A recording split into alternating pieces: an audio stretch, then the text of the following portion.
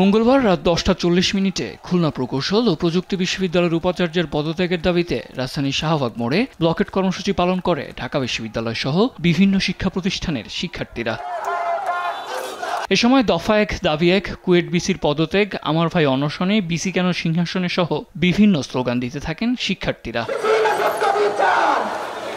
শিক্ষার্থীরা বলেন, বহিষ্কৃত শিক্ষার্থীদের মধ্যে হামলাকারী নয়, বরং আন্দোলনকারী শিক্ষার্থীর সংখ্যা বেশি। সেই সঙ্গে উপাচার্য অধ্যাপক মাসুদের বিরুদ্ধে নানা অনিয়ম, পক্ষপাতিত্ব এবং আন্দোলন দমন চেষ্টার অভিযোগ তোলেন তারা।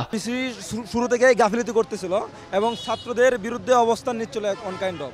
আর ক্যাম্পাসের সম্পূর্ণ রাজনীতি নিষিদ্ধ করা হয় 5ই আগস্ট পরবর্তী সময়ে, কিন্তু বিসি ইন্ধন যোগাচ্ছিল ক্যাম্পাসে যাতে রাজনীতি প্রবেশ করতে পারে। এবং আমাদের যে বাইরা নির্যাতিত হলো ওনাদেরকে বহিষ্কার করা হলো।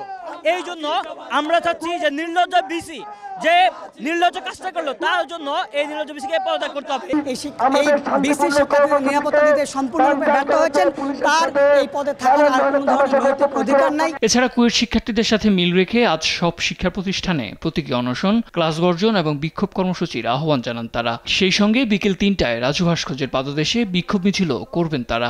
কুয়েটের শিক্ষার্থী বন্ধুগণ মৃত্যুর সাথে পাঞ্জা লড়ছে, তাদেরকে মৃত্যুর মুখে রেখে আমরা ক্লাস করতে পারি না।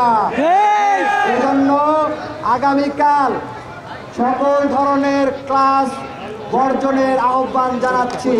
সকল ক্যাম্পাসে কুয়েট শিক্ষার্থীদের সাথে সংহতি জানিয়ে প্রতীকী অনশন ও অবস্থান কর্মসূচি পালন করুন। বিকাল 3টায় রাজু ভাস্কর্যের পাদদেশে 1 দফা দাবিতে বিক্ষোভ সমাবেশ অনুষ্ঠিত হবে। এর আগে সোমবার বিকেল থেকে উপাচার্যের পদত্যাগের দাবিতে আমরণ অনশন শুরু করে শিক্ষার্থীরা। সাদ আহমেদ, দেশ টিভি, ঢাকা।